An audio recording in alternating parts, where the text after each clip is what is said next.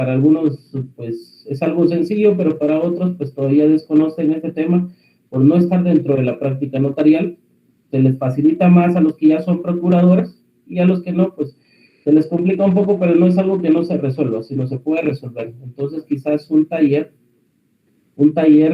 fuera de clase para poder trabajar esto nos ayudaría, y esto pues lógicamente quedaría a discreción de ustedes, no es algo obligatorio, sino sería algo voluntario únicamente para reforzar en sí esta clase y sobre todo los conocimientos que ustedes ya traen. Entiendo que cuando nosotros llegamos a Derecho Notarial 3, pues, el contenido del Derecho Notarial 1 y 2 nos facilita el acceso a ese semestre, sobre todo en la cátedra de Derecho Notarial. Y más aún nos tendría que facilitar el hecho de llegar a Derecho Notarial 4, porque debemos entender que vamos nosotros a contemplar el contenido de Derecho Notarial 1, 2 y 3 sin necesidad de reforzar esas áreas. Entonces yo les voy a solicitar a ustedes que, si bien es cierto, su servidor puede regresar en algunos temas en particular para explicarles a ustedes, esto no sea tan redundante en los temas que ustedes ya deberían de conocer. Por ejemplo, si vamos a tratar un tema donde tenga que ver, yo tenga que explicarle ciertas obligaciones contractuales y que donde vaya implícito el derecho de obligaciones, incluso el de los testimonios, eso me dejaría a mí con la tranquilidad de que ustedes ya deberían de conocer derecho de obligaciones, es decir, aparte del derecho civil, que también deban de conocer o ya haber pasado derecho notarial 2 y por lo tanto tener los conocimientos necesarios para poder saber trabajar un testimonio y conocer del tema que me estoy refiriendo, y pues engrosar más el conocimiento que estamos transmitiendo a cada una de las clases. Alguien que no haya estado en los que están conectados, no hay muchos, hay 140, hemos tenido más de 300 conectados. Entonces, pregunta, de los que están conectados, ¿quiénes no estuvieron conmigo el semestre pasado?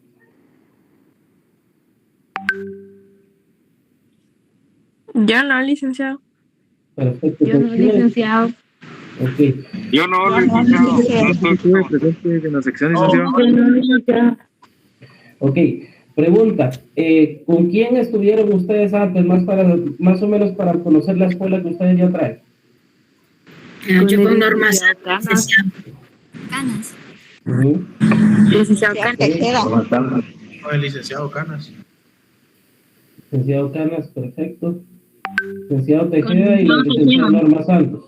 El licenciado Colindres. Perfecto. Perfecto. Bueno, entonces, mi cátedra no es complicada, al menos eso pienso yo, ¿verdad? Difiero con algunos testimonios de algunos alumnos, pues, porque quieren más que el alumno para decir qué le parece la clase de determinado maestro, ¿verdad? Pero yo trato de hacerla sencilla. Los conocimientos los trato de transmitir en una forma elocuente para que no se les complique el proceso de enseñanza-aprendizaje. Normalmente trato de buscar métodos para que ustedes al final puedan comprender no solo lo que yo les transmito, sino llevarlo a la práctica. De nada me serviría a mí que yo les estuviera exponiendo y exponiendo, y al final, cuando nosotros estamos faccionando un contrato, se nos va a dificultar. Y por si fuera poco, estoy viendo a Gabriela Cabrera, por si fuera poco, yo creo que ella ya pasó la parte práctica también. El detalle es cuando ya están faccionando el contrato, lo trasladan al papel protocolo y la pregunta que surge después, ¿y ahora qué hago? A los testimonios, ¿qué testimonio? Testimonio, mal llamado primer testimonio, y posteriormente pues el testimonio especial que debe remitirse dentro de los 25 días siguientes de la realización del instrumento a la directora del Archivo General de Protocolos. Pero ¿cómo se hace? ¿Qué timbres compro? ¿De qué valor? ¿Cómo cubro el impuesto? Entonces, yo sé que esta clase pues está encaminada más que todo al término contratación. Yo lo que hago es tratar de unirla con temas importantes como lo son el pago de impuestos, en documentos protocolares sobre todo. Vamos a ver muy a grosso modo los documentos extraprotocolares y el tema de los contratos y las obligaciones notariales. Entonces, en algún momento voy a invitar a alguien con amplia experiencia para que nos pueda dar una ponencia sobre algún tema en particular, pero de momento, pues, yo necesito encaminarlos a ustedes hacia eso para que cuando llegue esa oportunidad, ustedes manejen estos temas sin que tengan dificultad alguna. Yo sé que el tema virtual, pues, a muchos ya nos ha cansado, ya ha causado inconvenientes en la atención, en la forma de preparación, y mi consejo es hagan el último esfuerzo. Tomen en cuenta ustedes que gran porcentaje de este semestre les va a obligar a ustedes a tener una buena preparación para evitarse el pago de una escuela de privados, o los va a dejar en blanco para que ustedes, pues, al final vayan buscando afuera el primero que se les acerque para poder ayudarlos. Es decir, de la atención que ustedes tengan en este semestre depende en gran medida su preparación, no solo profesional para graduarse en sus privados para poder salir de la San Carlos, sino también para ejercer como profesionales. Y la área más cercana, y es la que muchos siguen para poder evaluarse sus privados, el área privada, el área más cercana es normalmente, no son estas clases, derecho notarial, derecho civil, incluso hasta derecho mercantil. Y por lo tanto, muchos se sugieren examinarse del área de derecho, si lo quieren ver ustedes así, privado, para poder salir más fácilmente, porque son las que tienen más frescas y dejan el área pública para después. Mi consejo es, independientemente de, prepárense y pongan atención en este último semestre, porque yo sí evalúo bastante práctica. Estaba escuchando que en la facultad se van a autorizar ya los exámenes presenciales, es decir, solo las clases tendrían virtuales y los exámenes pasarían a ser presenciales, por lo cual, pues, no tendrían una cuota extra, sino su cuota de preparación debería ser siempre la misma. Esto es muy importante si se considera que al final la teoría, pues, es solo una herramienta que nos va a servir para el aspecto práctico. Entonces, es importante que ustedes tomen conciencia en este momento para que cuando lleguemos a esa parte no nos cueste tanto y tengamos, si lo quieren ver ustedes de esta manera, tengamos una preparación coherente con nuestros conocimientos o con los conocimientos transmitidos. Entonces, un principio de nuestra clase va a ser, acá nadie tiene el conocimiento total, es decir, nadie tiene la verdad absoluta. Acá todos estamos aprendiendo. Acá no solo ustedes aprenden, sino su servidor también está aprendiendo de ustedes y está aprendiendo constantemente. Entonces, yo les agradezco que hagan sus preguntas, resuelvan sus dudas, con la salvedad de que los conocimientos específicos, los que ya deberían haber pasado, si bien es cierto, yo les puedo resolver, esos implican que ustedes estén leyendo, que ustedes vuelvan nuevamente a sus apuntes, busquen doctrina sobre ello, para poder nutrirse de lo que ustedes ya deberían de saber. Sin embargo, yo acepto que me formulen preguntas que en determinado momento, pues, sean complicadas por el tipo de tema eventual. En esta ocasión, pues, vamos a hacer un apartado y vamos a regresar en sí a lo que son los derechos como tal. Gran parte del derecho contractual, si lo quieren ver ustedes así, se puede transmitir y solo puede ser entendible desde la esfera del grupo de derechos, tanto personales como reales. Y esto mecanizado dentro del derecho civil.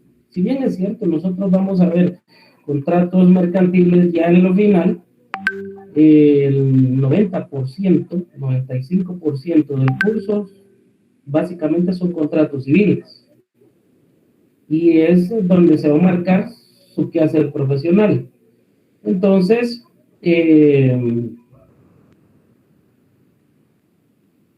yo les sugeriría que hagan un pequeño bosquejo del tema de los derechos.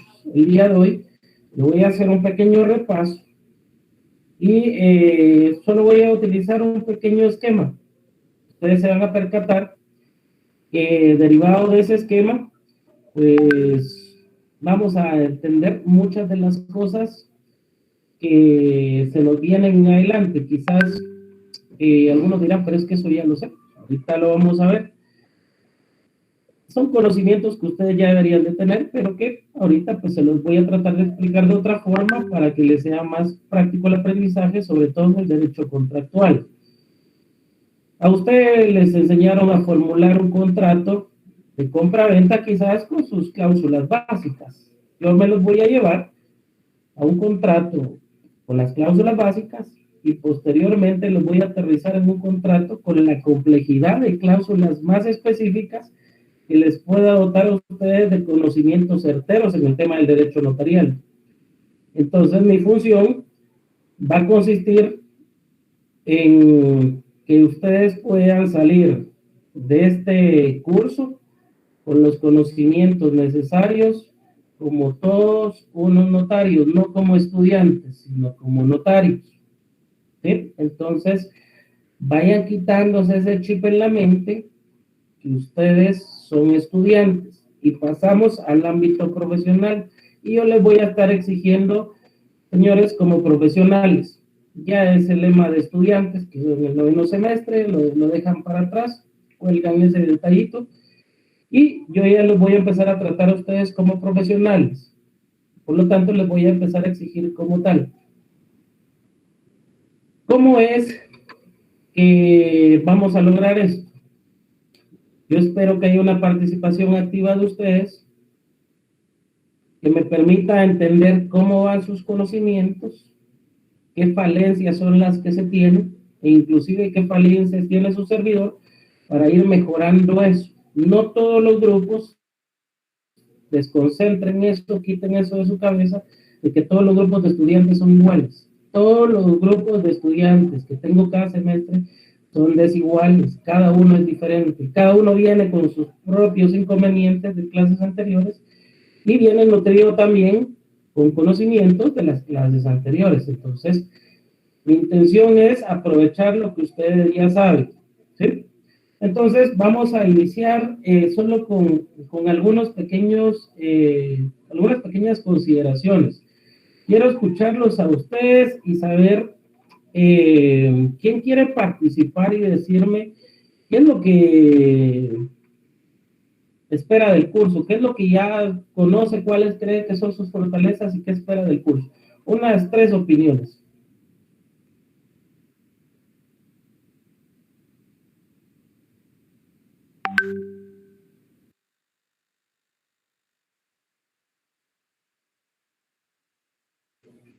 Nadie quiere participar. Yo le voy a solicitar que participe.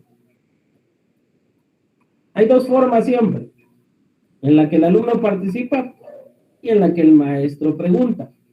¿Cuáles prefieren ustedes? ¿Cuál de esas 2?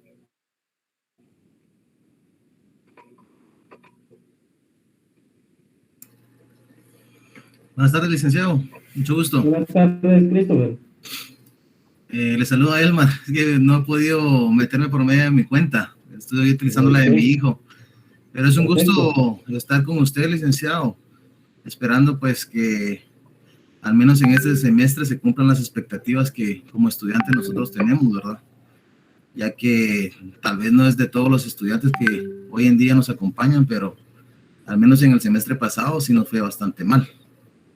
Al menos en mi caso personal, pues, considero que ustedes como catedráticos están para facilitarnos el conocimiento y con base en ese sentido, pues, esperando pues de que los conocimientos que usted tiene, pues, nosotros logremos canalizarlos y podamos absorber lo más posible, ¿verdad? Y que pues, lejos de incumplir con nuestra meta, que es cerrar el pensum de esta carrera, pues que no se nos vaya a dificultar, ¿verdad, licenciado? Entonces, para mí las expectativas es lograr aprender todo lo que sea posible y que pues logremos superar las expectativas del semestre pasado, ¿verdad, licenciado? Gracias. Perfecto, perfecto, gracias. ¿Alguien más?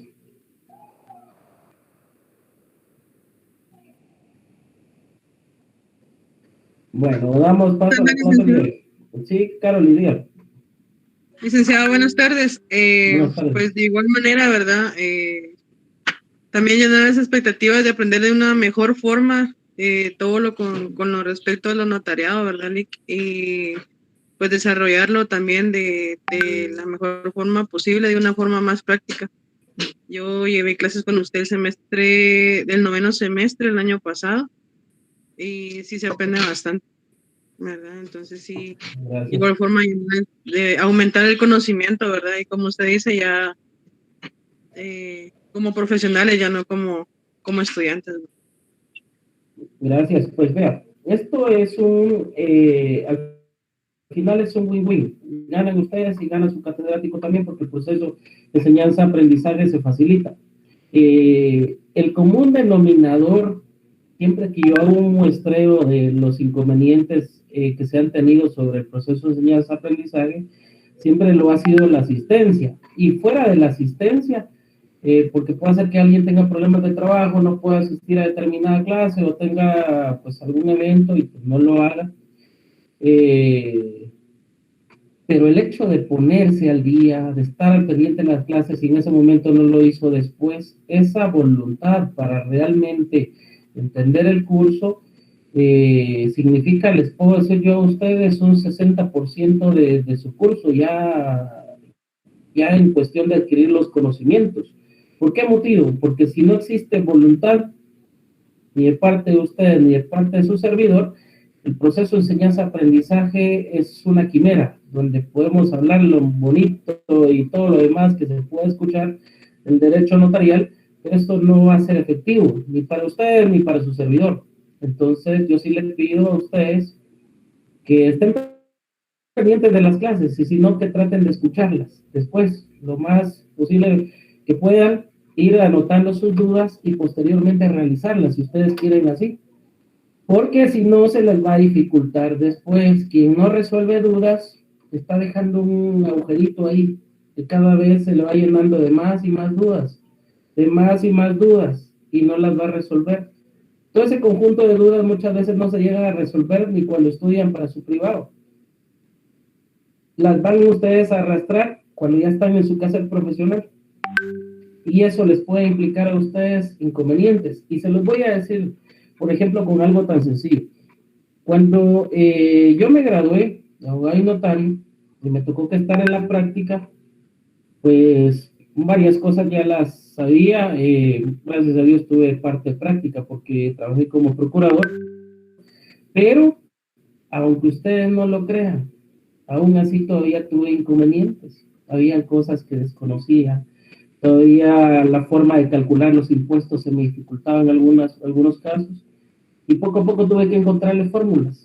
Ir escuchando a los demás, las técnicas de otros colegas. Y fui creando mi propio método de enseñanza-aprendizaje. ¿Cuál era la ventaja que yo tenía con esto? De que podía tener facilidad en la práctica y lo otro, pues podía cobrar más, porque mis conocimientos le dejaban al cliente, le daban una seguridad y una tranquilidad de que su trámite o su contrato, pues al final iba a ser efectivo. Con posterioridad seguí teniendo algunos inconvenientes, no se las crean todas, uno nunca se lo sabe por completo. Me llevó a prepararme en la maestría de Derecho Notarial y Registral y me pude percatar de un montón de errores que yo cometí y fui corrigiendo eso y viendo esos detallitos que en la práctica me estaban causando problemas. Y los que ahora yo puedo decir, por lo menos, o engrosar. Cuando yo no podía ver una clase, yo me metía, yo buscaba información y todo, e iba engrosando los temas.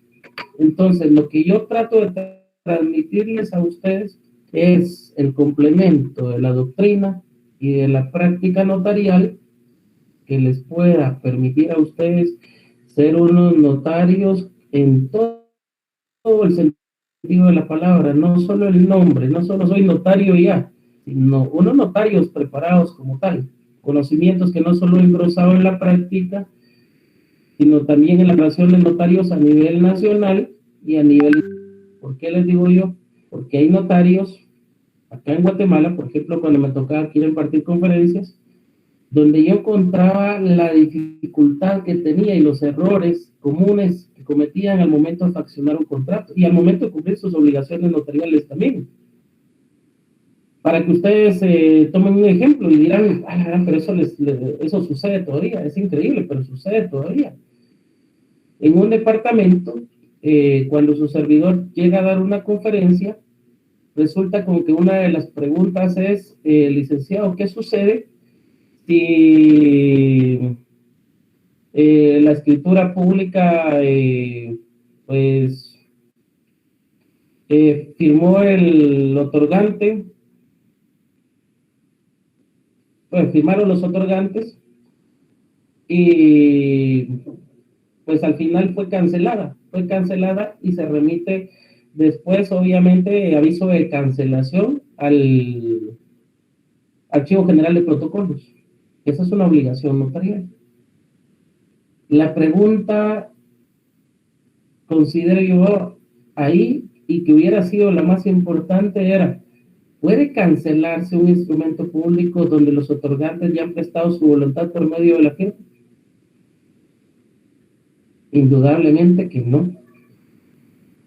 ¿Por qué motivo? Porque la sola implicación de la firma de los otorgantes obliga al notario a autorizar ese instrumento público. Y un notario que cancela un instrumento público cuando ya ha sido firmado por las partes,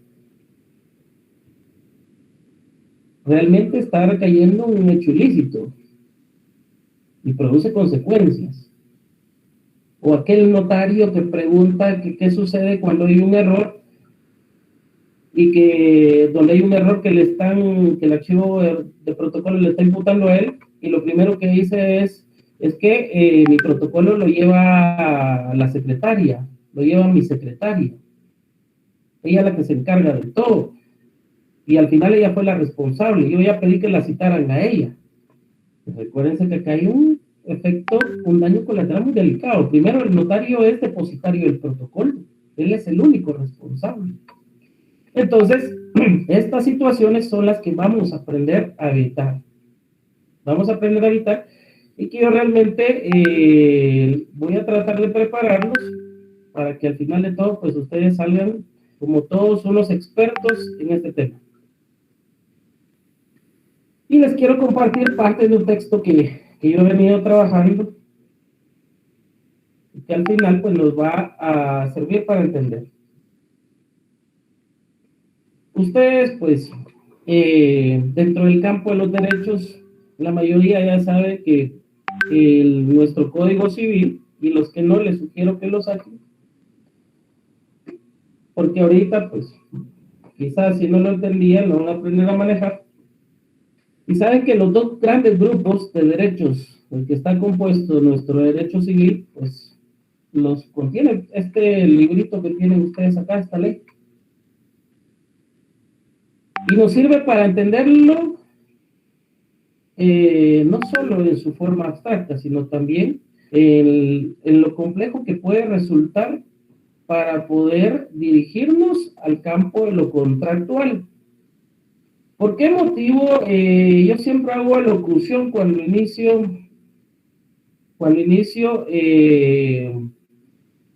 a impartir Derecho Notarial 4, porque si no entendemos esto, de nada nos sirve llegar a Derecho Notarial 4, a darle los temas contractuales, porque se nos van a confundir. Y cuando yo les esté explicando cada una de las cláusulas, ustedes van a decir, pero eso de dónde surgió, ¿por qué es así? Y no vamos a entender, ni ustedes, ni yo voy a entender las dudas porque al final me las van a dar imprecisas. Entonces, dos grupos en los que vamos a concentrar o en los que nosotros vamos a poder dividir el derecho civil. Primero,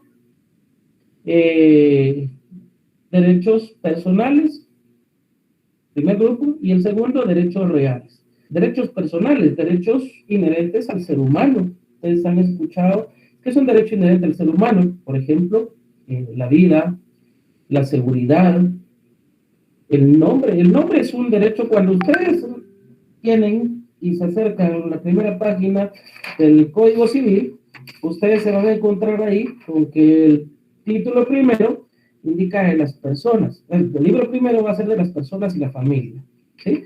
Entonces, ¿cuáles son los derechos de la persona? El nombre, la personalidad. ¿Cuáles otros? ¿Cuáles otros? La capacidad civil nos va a indicar el conjunto de derechos que va a ejercer por sí mismo la persona, y obviamente pues ahí también va a surgir el tema de la incapacidad. Quienes no pueden asumir por sí mismos obligaciones y tampoco pueden hacer valer esos derechos por sí mismos. Entonces, derechos personales. Y de los derechos personales, en derecho notarial 3, ustedes ya encontraron, la persona tiene derecho al nombre, pero si no le gusta, ¿puede cambiar el nombre? Claro que puede cambiar su nombre. Entonces surge lo que es el cambio de nombre. Es un asunto de jurisdicción voluntaria, derechos personales. Identificación de persona. El Estado está obligado a proporcionarle una identificación de la persona, porque por medio de eso hace parte tuyos los derechos, pero también las obligaciones. Puede deducirle obligaciones. Entonces, derechos personales, el primer grupo, que la persona tiene derecho a un matrimonio, su gasto. ¿Ya? Entonces, el primer grupo van a ser derechos personales. No vamos a entrarnos tanto ahí porque no va a ser materia tanto en nuestro curso. En el segundo grupo sí, porque gran parte de los contratos tienen que ver con derechos reales. Entonces, derechos reales. Si se dan cuenta, el Código Civil en principio está compuesto de las personas y la familia. El primer libro. El segundo libro va a ser de los derechos personales. Segundo libro, de los bienes de la propiedad y demás derechos reales. ¿Sí? Ahí están los dos grupos concentrados. Los dos grupos concentrados, como pueden darse cuenta, no hay mayor inconveniente. El tercer libro va en relación al segundo. ¿Qué sucede si fallece la persona? La sola muerte implica la transmisión de obligaciones y la transmisión también de derechos. Y entonces nos vamos a encontrar con la sucesión hereditaria. Posteriormente, cuando nosotros nos vamos al siguiente libro, el siguiente libro ya lo forma en su forma completa. En el contrato vamos a encontrar derechos personales, pero también vamos a encontrar derechos reales. Entonces, necesitamos un libro que nos defina las obligaciones. Cuarto libro, el derecho de obligaciones. Y el quinto, que no es menos importante, que parte de eso es lo que nosotros vamos a desarrollar. Y que al final está dividido en dos partes: el derecho de obligaciones como tal, de las obligaciones en general, y en los contratos en particular. Y vamos a ver el negocio jurídico y lo que es el contrato. Temas que vamos a abarcar en su momento, pero que primero me interesa conocer y darles a entender lo que son los derechos reales como tantos. Derechos personales y derechos reales. Y el día de hoy vamos a entender qué son los derechos reales como tal. Entonces, esto ya lo vieron ustedes. Imagino que se les debe facilitar. Pues yo voy a darles una pizca de esto entendido desde otro punto de vista. El derecho real por excelencia lo va a hacer siempre para menos. En la propiedad se conjugan tres principales. Incluyo el derecho de propiedad como tal. Es decir, el derecho de propiedad va a tener o va a reunir poderes o facultades jurídicas, pero también facultades, si lo quieren ver ustedes así, materiales, porque el tenedor del título va a poder disfrutar por medio de los sentidos esos derechos. Entonces, la propiedad comprendida como tal abarca lo que es el ius utendi, el ius frendi, el ius autendi y el ius vindicandi. El ius utendi y el ius frendi son lo que conocemos como el usufructo. Uso, goce y disfrute de la cosa. Uso, goce y disfrute de la cosa. Yo suelo tomar un ejemplo que para muchos a veces suena un poco irrisorio, pero que les ayuda a no olvidarse en su mayoría, y es que, por ejemplo, yo voy a hacer el uso, voy a hacer Cindy, si me permite, voy a Cindy Rocío Silva, voy a hacer uso de la sección de su esposo, de su esposo. Cuando Cindy solo estaba en noviazgo con su esposo, ella tenía únicamente el usufructo. Uso, goce y disfrute de la cosa. ¿Sí? No les digo es burro. Uso, goce y disfrute de su esposo, de su novio, en este caso. En algún momento Cindy decir, no lo miren porque ya es propiedad mía, nadie se le acerque. No, solo son novios. Incluso él le podría decir, mira, espérate, si aquí van a decir, aquí es de novia, no me imagino de casada. Entonces, ahorita solo, bueno, ahorita solo nos estamos conociendo, ¿verdad? Solo uso, goce y disfrute de la cosa. Es lo mismo las propiedades, uso, goce y disfrute de la cosa. Tiene el usufructo, pero no es el propietario, es decir, no tiene toda la propiedad en sí. Ahora bien, la propiedad también involucra dos poderes más, el ius autendi y el ius vindicandi. El derecho o la facultad para poder enajenar del bien o disponer del bien. Y el derecho o facultad para poder recuperar ese bien en caso de que alguien intente despojarnos del mismo. Es decir, un derecho que es oponible frente a terceros. ¿Ya? Entonces, los dos primeros, el usufructo van a ser poderes materiales y el ius autendi y el ius vindicandi van a ser poderes jurídicos, susceptibles únicamente a través de la norma jurídica, de la ley. ¿Ya? ¿Qué sucede si Cindy en este caso, bueno, el ius autendi y el ius vindicandi son poderes jurídicos? A esto se conoce como la nuda propiedad. La nuda propiedad. Es decir,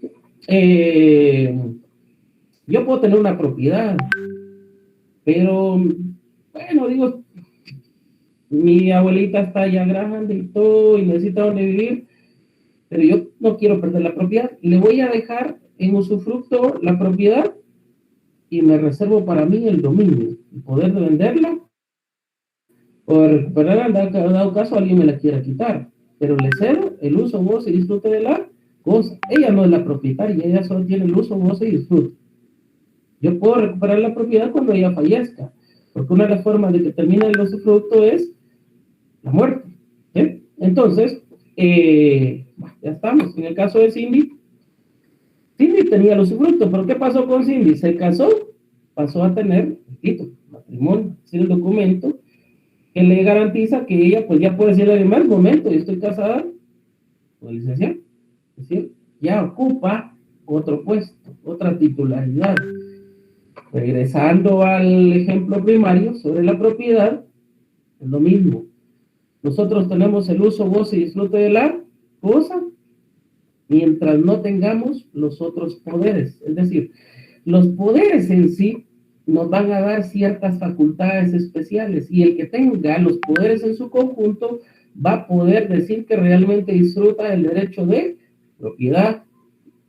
Jurídicamente, entonces, si yo les dijera a ustedes, si tiene reservado el usufructo vitalicio en su propiedad, realmente, ¿qué es lo que tiene? Solo tiene la nuda propiedad.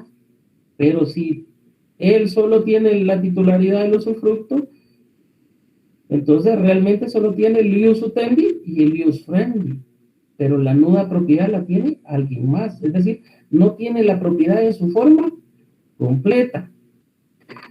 Entonces, esto va a implicar que la propiedad, en su sentido amplio, al tener todos los poderes, pueda dotar al propietario para poder hacer uso y disfrutar de estos derechos o poderes que emanan de la propiedad como tal. Entonces, la propiedad es el derecho real de goce o principal por excelencia, pero ojo, también existen derechos de mero goce o desmembratorios. ¿Por qué es importante entender esto? Por ejemplo, vamos a encontrarnos con que estos derechos, si bien es cierto, yo no soy el titular, no soy el propietario, pero al ser titular de este derecho real, me da a mí la oportunidad de disfrutar de una de las facultades de la propiedad, de hacer mía una de las facultades o poderes de la propiedad. Por ejemplo, si me dan a mí, me otorgan una servidumbre, la servidumbre, yo no soy el propietario del bien. Entonces, los derechos reales de mero goce membratorios me otorgan a mí una facultad sobre un bien ajeno sin ser el propietario. ¿Sí?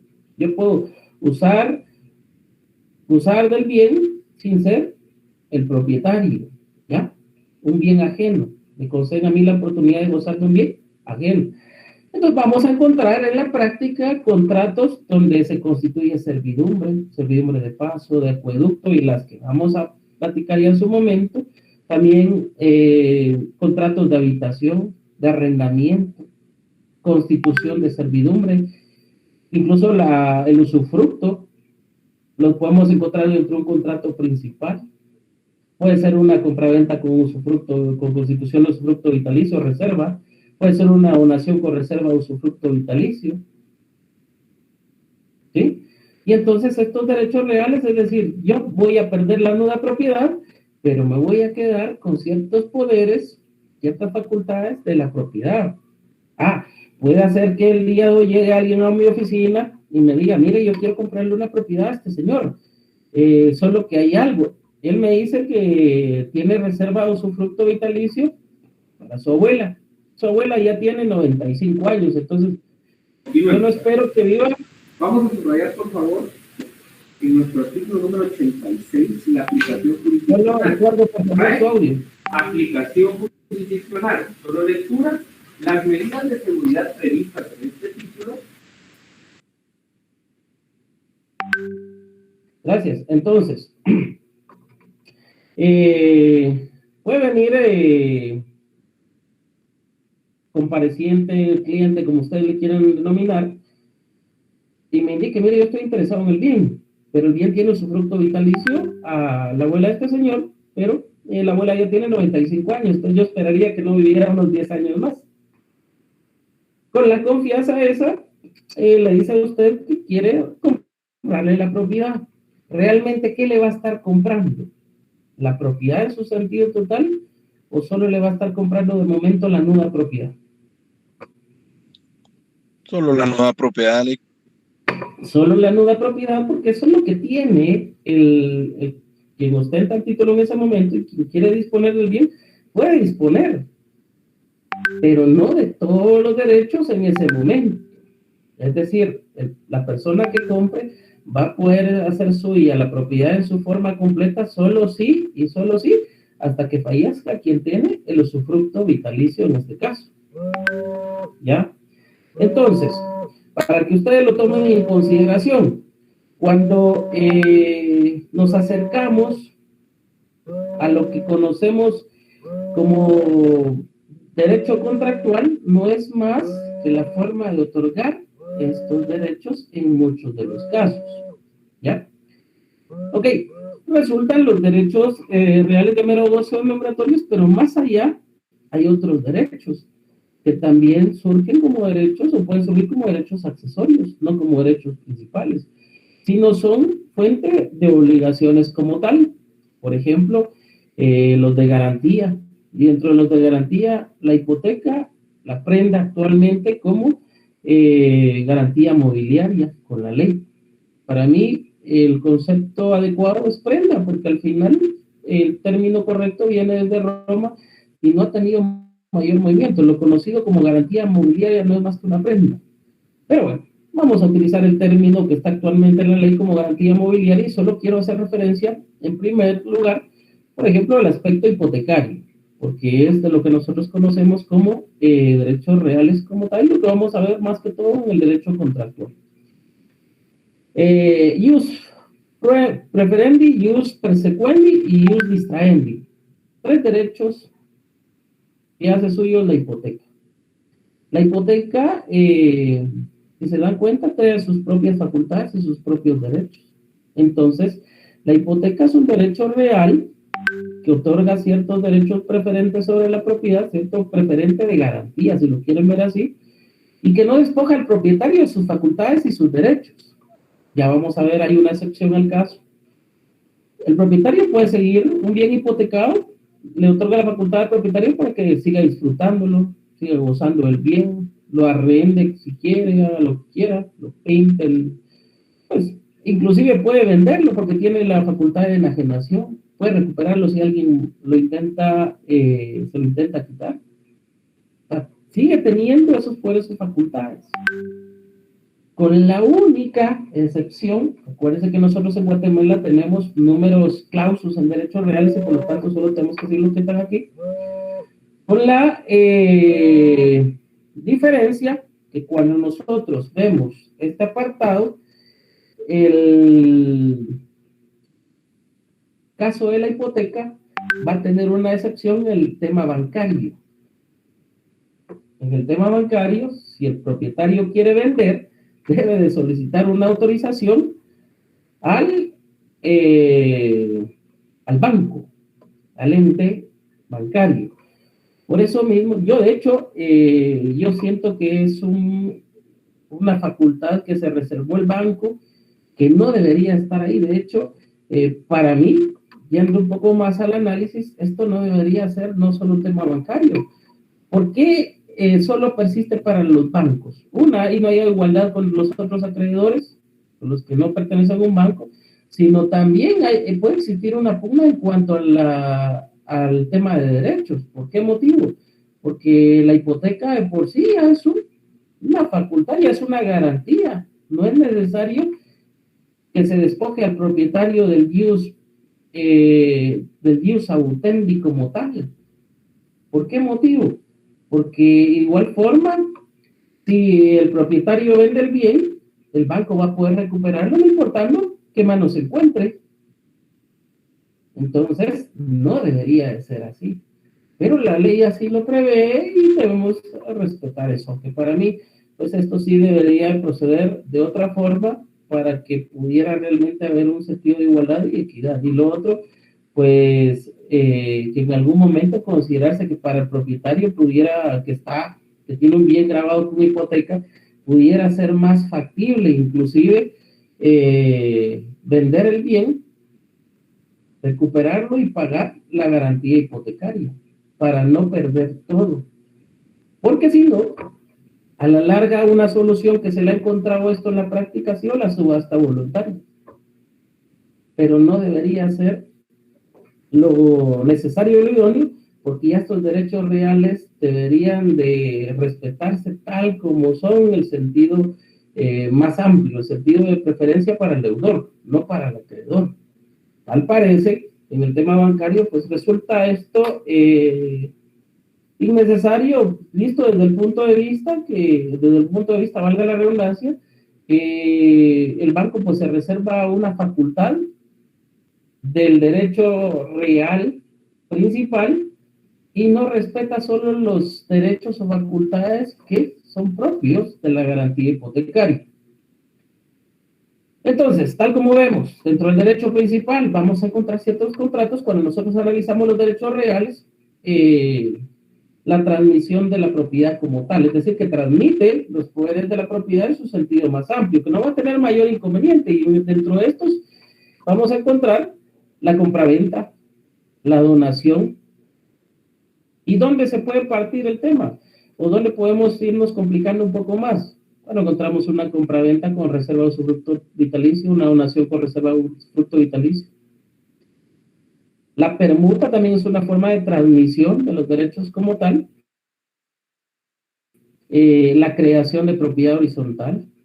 Ahora bien, nos vamos a encontrar con ciertas situaciones muy especiales, como por ejemplo las formas especiales de la propiedad, como por ejemplo la propiedad horizontal.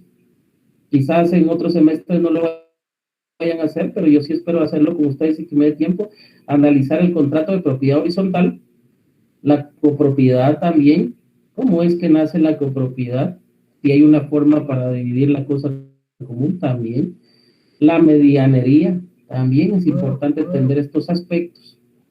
Y por lo pronto, pues cuando nosotros ya nos vamos hacia los otros derechos, contrato de arrendamiento, contrato de uso, contrato de habitación, la constitución únicamente de usufructo, lo que no nace de un contrato principal, sino lo podemos ver de forma parte. El comodato, ¿sí?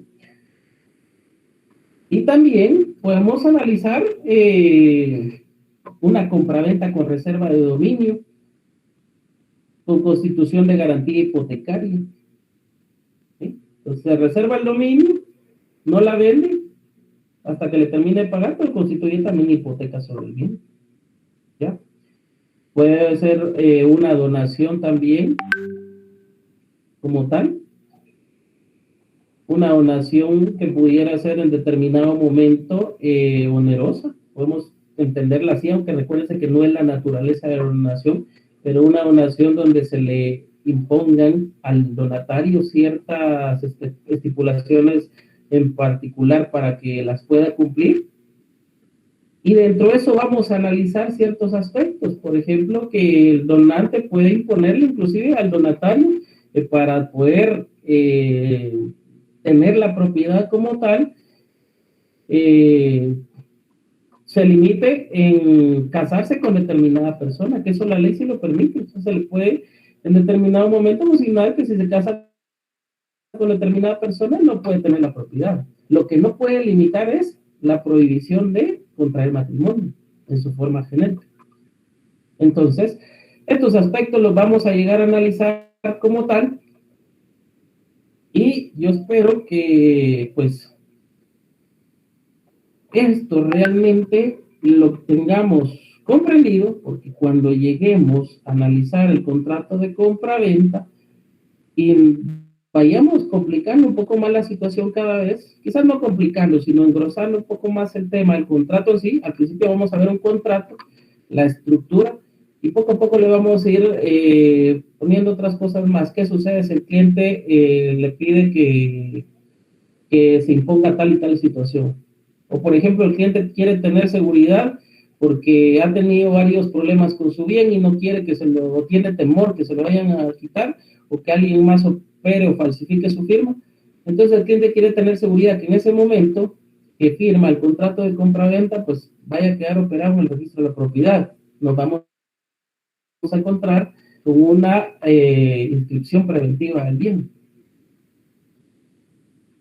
También, cuando veamos ya nosotros el contrato de uso de habitación, algo muy elemental, por ejemplo, ¿qué sucede si yo le quiero otorgar en uso y habitación una casita que tiene un terreno para cultivar, un bien que tiene una casita y un terreno para cultivar a determinada persona, pero quiero que uno de los requisitos para que pueda gozar del bien y pueda cultivarlo, pues sea que sus hijos estén estudiando en la escuela?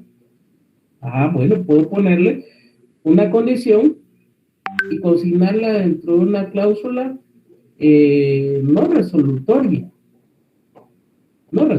pero sí, como consignársela como una cláusula, como una condición en particular, para que si en dado caso no lo inscribe antes, pues el contrato pues no surta efecto, y por lo tanto no pueda gozar ni el uso de la casita, ni mucho menos cosechar en el terreno que va a tener ese bien.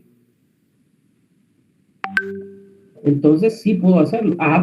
¿Qué sucede si viene y de pronto empieza a cultivar marihuana o algo más en el terreno?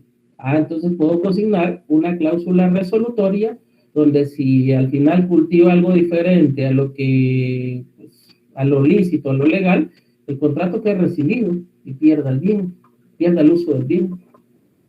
Esas cositas son las que yo les quiero enseñar cómo hacerlo, de qué forma hacerlo, para que no vayan a tener ustedes miedo de hacer un contrato de ese calibre y que el cliente que llegue con ustedes pueda gozar de la credibilidad y de la garantía de que ustedes le van a fraccionar un contrato que no solo va a ser operacional, sino que va a surtir efectos al campo del jurídico, porque si no, van a ustedes a tener como un poema, el poema más bonito, pero que si no lo llevan a la práctica, solo se queda en palabras, solo se queda lo bonito, pero no produce efectos a lo jurídico.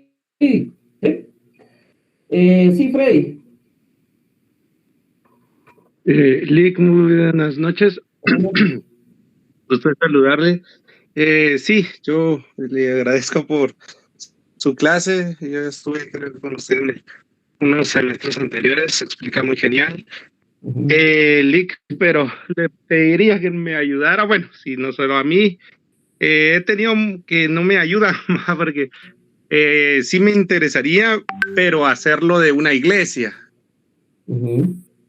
Las escrituras para ir al repejo. Ese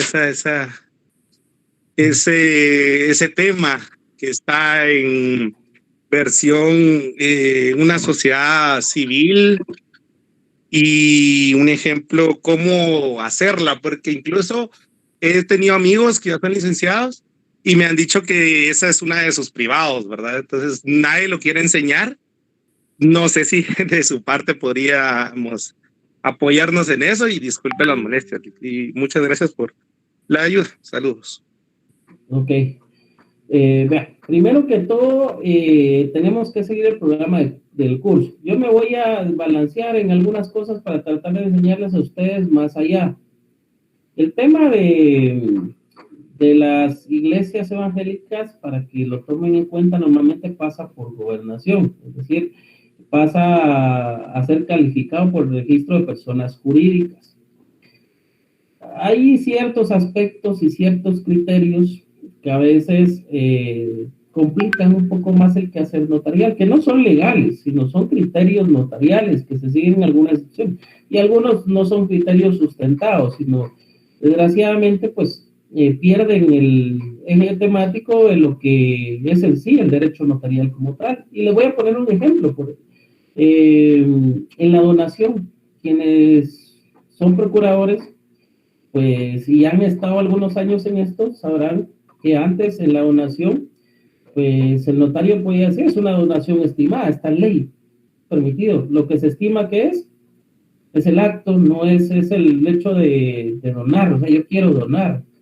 Y la donación es lo que al final yo estoy estimando. Yo no estoy estimando el precio del bien. ¿Sí? Yo puedo estimar, si yo quiero la donación, en 50 quetzales. El pago del impuesto, ¿sobre qué debería ser? Sobre el valor del contrato. Si el contrato dice 50 quetzales, sobre eso se tendría que pagar el impuesto fiscal. Pero la SAT, a raíz de algunos años, se sacó un criterio y empezó a aplicar la ley de herencia, legados y donaciones en un apartado donde trabaja también la donación. Y dice que las donaciones pagan el 12% del impuesto fiscal. Entonces, sobre el valor mayor del inmueble. Entonces, ¿qué quiere decir? Usted va con su testimonio al registro de la propiedad, y el registro de la propiedad, cuando paga el impuesto, si usted lo paga, si la donación fue estimada en 500 quetzales, y usted hizo el valor de los 500 por el 12%, la SAT, el registro se lo va a devolver con la suspensión respectiva, donde la SAT ha considerado que debe de pagar el impuesto sobre el valor más alto del bien, no sobre el valor del contrato. ¿Sí? Y la SAT, para que vean ustedes cómo es que funciona esto. Entonces, criterio de la SAT ha sido utilizar una ley que está derogada.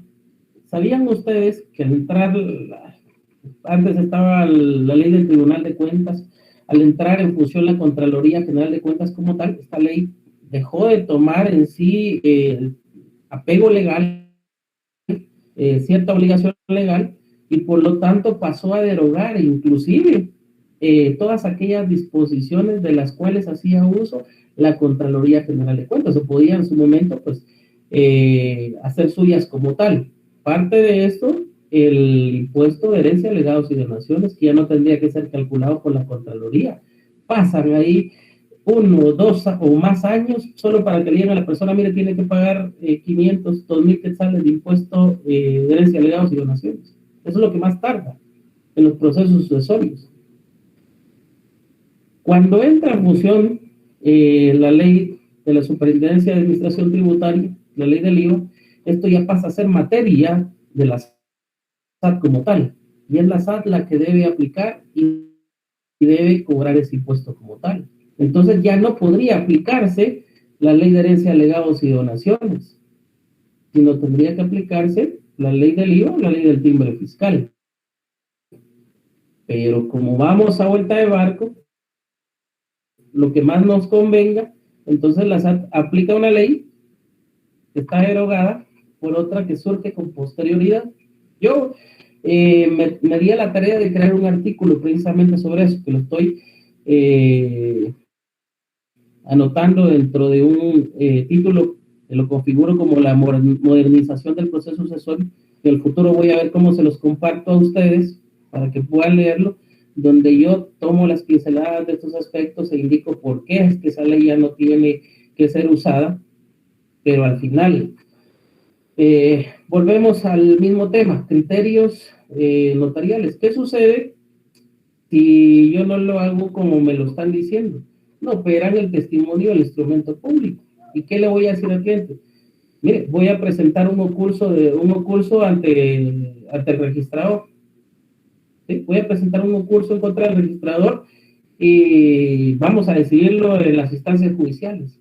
Una, el cliente no está para esperar tanto. Y dos, y si el cliente no quiere, el cliente le va a pagar porque usted le opera al final lo que le está solicitando, el contrato, en este caso la iglesia evangélica y todo lo demás. El cliente no quiere problemas, el cliente no quiere llegar a instancias judiciales, sino quiere buscar lo más sencillo. Entonces, es ahí donde ustedes se encuentran que la doctrina muchas veces y la ley muchas veces difiere con la realidad. Entonces, tienen que buscar aspectos prácticos. Yo voy a tratar de enseñarles las dos cosas. Entonces, vamos a tratar de llegar hasta ahí, Frey, y ver las formas más oportunas para poder enseñarles esto, tratando de que ustedes al final tengan un criterio muy acertado o sepan en un determinado momento, pues, cómo corregir estas situaciones y se eviten de tanto problema. Al final, un buen notario, el título que a ustedes les va a dar esa facultad no es solo por que ustedes van a ser agremiados del Colegio de Abogados y Notarios, sino también la investidura legal que ustedes van a tener fe pública. Hace poco, les quiero contar parte de mis anécdotas. Tuve la oportunidad de que me llegara un caso, y este es reciente, he tenido varios, pero este es el más reciente, donde me hizo una persona que ella compró un bien, pero cuando fue a ocuparlo le dijeron, mire, sí, yo le vendí, pero este no es el bien, yo el bien que le vendí fue este. Y me dice la señora, mire, pero yo no compré ese, incluso circulamos en ese momento el que me había vendido. Pero cuando llego me dice, mire, es este el que tiene que ocupar, es otro, que no me gustaba, que no tenía lo que me había ofrecido y que me perjudicaba porque no me daba ni salida a calle. Pero firmaron el contrato de compra-venta. ¿Sí? Es decir, las dos partes aceptaron. ¿Qué sé qué pasa en esos casos donde ya se firmó algo, pero al final no se dio lo que en teoría o en el contrato pues fue pactado? Para colmo de males, me dice, mire, cuando le pregunto, ¿y usted platicó con la notaria? ¿Vieron esos elementos antes de la firma? Me dice, mire, es que cuando yo llegué a firmar, quienes estaban eran otros colegas. La notaria ni la conocemos, no sabemos quién es. Y yo llamo a la notaria, busco el número y llamo a la notaria y le pregunto. Primero la saludo como cortesía y después le pregunto, licenciada, solo para comentarle, tengo acá presente a la señora Talita, quien me refiere que con usted se acercó tal y tal día a suscribir un contrato, a firmar un contrato de compra-venta, y yo quiero preguntarle a usted si la conoce. Y me dice, sí, la conozco. De vista, porque vino acá, la conozco. Ah, bueno, perfecto. ¿Usted puede indicarme cómo es ella? Y se quedó unos segundos en silencio. Y ahí me dice, no, licenciado, la verdad es que no la conozco. Es que ese día yo no estaba y unos colegas me hicieron favor de estar presentes y de trasladarle la escritura para que ella la firmara. Licenciada, ¿y el vendedor estaba presente en ese momento? No, él llegó con posterioridad solo a firmar. Básicamente dos efectos temporales de las firmas. Ahí hay diferencia de tiempo en que cada una fue asignada. Y más la de ella, porque me imagino que ella llegó a firmar tal vez hasta la semana o tiempo después, o cuando tuvo que realizar los testimonios para cumplir con sus obligaciones. ¿Qué hacen ustedes en ese caso? ¿Cómo resuelven eso? La señora llega buscando una solución conmigo, que ella quería el bien que le habían ofrecido, y otra, quería también que le dieran la servidumbre de paso, y otra, que le pagaran los daños y perjuicios por haber llegado a contratar a un profesional. Les pregunto, ¿alguien de ustedes que quiera hablar? ¿Pueden ustedes o ustedes encuentran una solución para recuperar eso y darle a la señora lo que realmente quiere? ¿Podrá recuperar algo ahí si ella ya firmó? ¿Habrá alguna solución?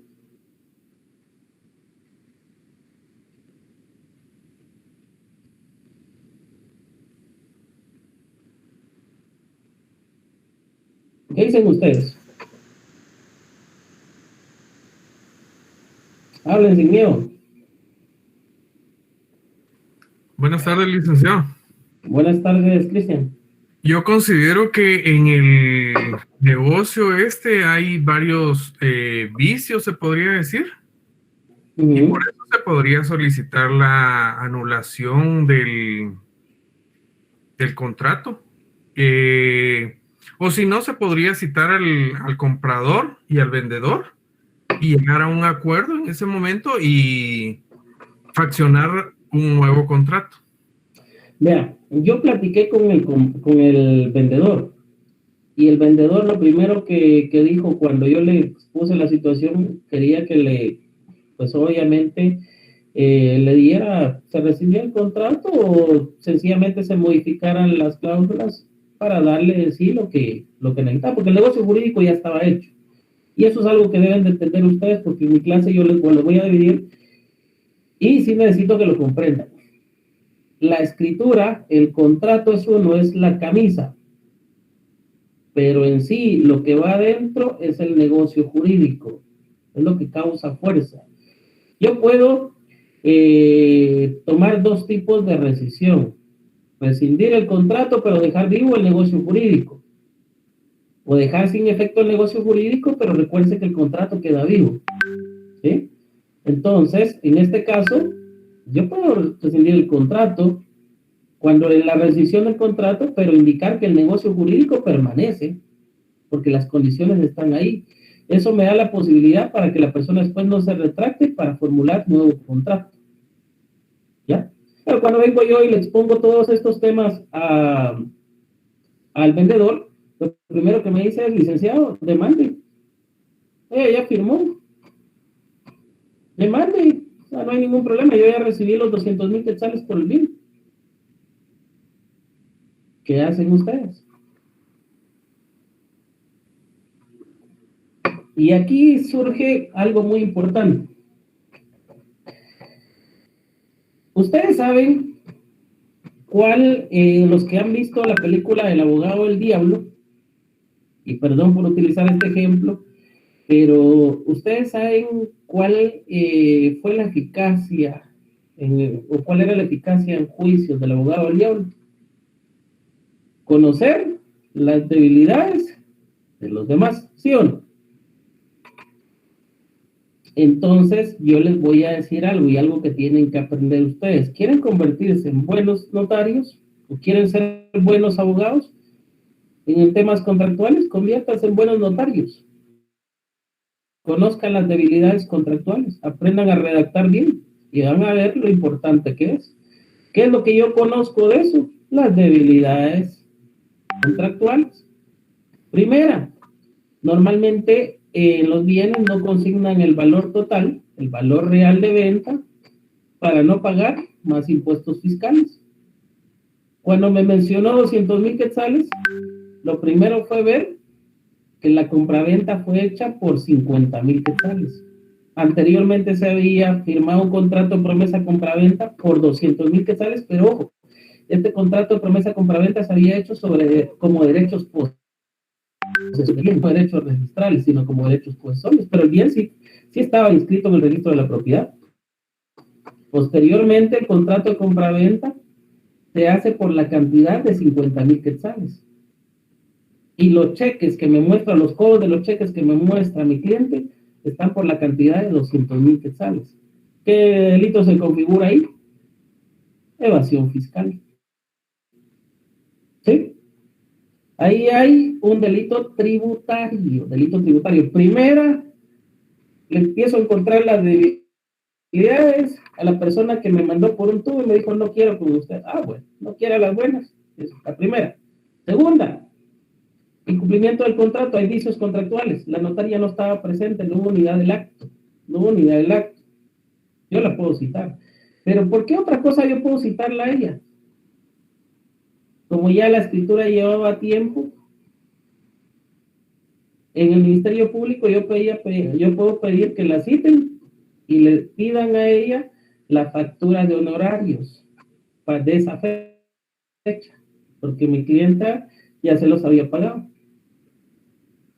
pero no le había promocionado factura. Entonces, y le empiezo a hacer todo ese conjunto de temas que ustedes van a tener la oportunidad de ir viendo conmigo. Una de las formas que yo he encontrado de aprendizaje es que a veces a nosotros como seres humanos nos es más fácil ver los errores en los demás que ver nuestros propios errores. Entonces, vamos a permutar instrumentos públicos. Yo les voy a obligar a ustedes, y perdón que se los diga así, pero les voy a obligar a redactar, a fraccionar contratos, pero para las correcciones no las van a hacer ustedes, sino las van a hacer otros de sus compañeros. No con la intención que yo les dé punteo, sino que eso me va a servir y les va a servir a ustedes para ver sus errores. Nos hemos convertido en expertos en ver los errores de los demás y muchas veces no nos damos cuenta de los de nosotros mismos. Entonces, voy a utilizar esa posición para poderles enseñar. Esta situación y este ejemplo que les acabo de dar es porque sucede en la práctica. Este lo tengo yo efectivamente y les cuento. Logré que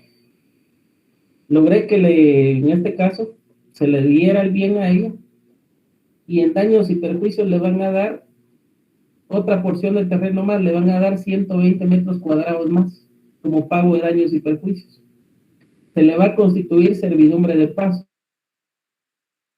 No le iban a poner agua, el vendedor va a estar obligado a hacer los trámites respectivos para que le den agua, quede ya con una paja de agua del terreno, o media paja según corresponde a la municipalidad. Otra de las obligaciones, pues parte de todo eso es pagar, porque él va a tener que pagar las escrituras. Allá no va a pagar nadie más, sino él va a pagar todo el trámite respectivo para eso. Le salió más caro.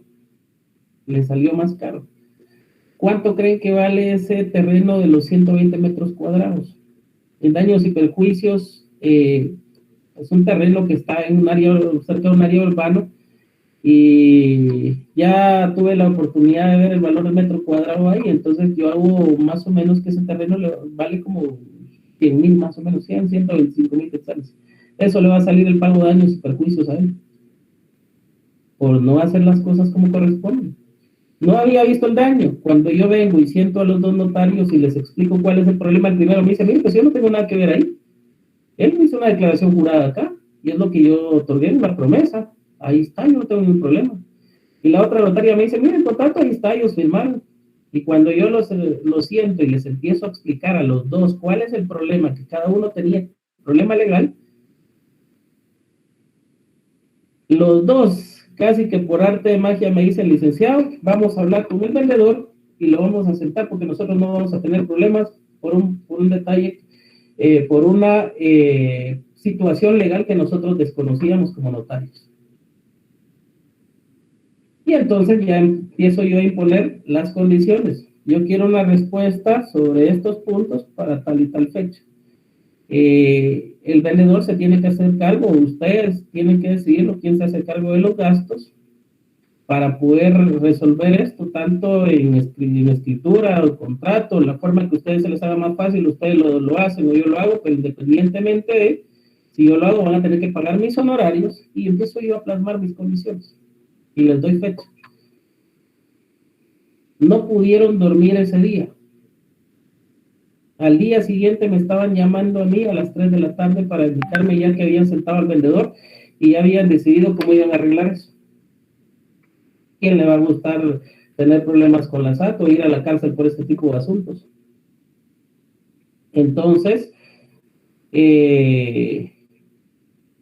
vamos a ver esos aspectos y vamos a aprender a resolverlos. Yo pienso que van a ustedes también a que aprender, por ejemplo, yo algo que le digo yo de los daños y perjuicios que tal vez no ven ustedes en su máxima dimensión ahorita, pero cuando ya lo veamos de forma específica, van a ver ustedes que hay contratos que van a permitir que nosotros consideremos una cláusula de daños y perjuicios. ¿Qué nos evita esto? Si se va a juicio por incumplimiento del contrato y no está puesta esta cláusula, sepan ustedes que nosotros tenemos que probar los daños y perjuicios. Pero si está dentro del contrato ya una cláusula que estipule un monto por daños y perjuicios, ya no vamos a tener que probar nada. Sencillamente hacer valer esa cláusula para cobrar daños y perjuicios.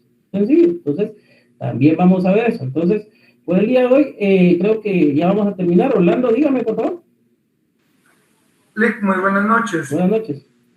Esto de la SAT y del Ministerio Público solo quedó como advertencia a los colegas, ¿o sí se llegó a consumar? No, solo queda como advertencia. Yo lo hice como advertencia a ellos, que si yo instauro la denuncia, esta ya no para. La SAT no suelta este tipo de casos, el Ministerio Público no puede desestimar estos asuntos máximos que tiene que dar la intervención en la Superintendencia de Administración Tributaria. Entonces, ya no puedo parar eso. Esto lo tuve que hacer de forma extraoficial. Pero les tengo que dar a ustedes también las herramientas para que ustedes puedan en algún momento decidir y eligen de forma extrajudicial y de forma judicial. Lo único es que a veces ustedes tienen que jugar con la mente de las otras personas. ¿Por qué motivo? Ahí tienen que ustedes ser estrategas. No solo notarios, no solo abogados, sino ser estrategas para resolver estos conflictos. Porque de nada les sirve a ustedes llegar a un juicio que van a gastar mucho y aparte no sabe si su cliente tiene el dinero para pagarle a ustedes los honorarios y que al final el juez va a decidir resolverlo como él crea conveniente. Entonces mejor, pues yo puedo tomar en algún momento una estrategia donde yo tenga una solución inmediata y pueda salir ganando. Entonces, eso que puedo yo ganar un juicio, mejor lo gano de forma inmediata, resolviéndolo mediante una estrategia.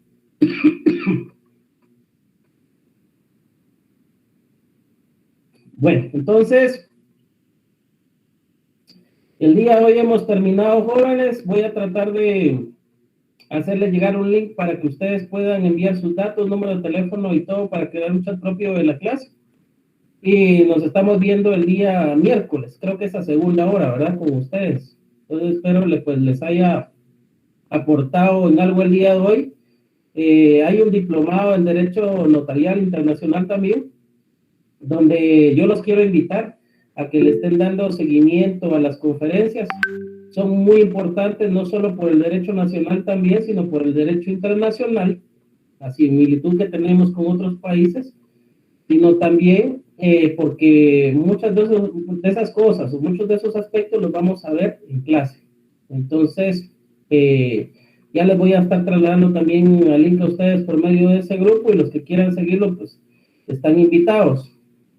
Les deseo feliz tarde a todos, no les quito más su tiempo por el siguiente colega.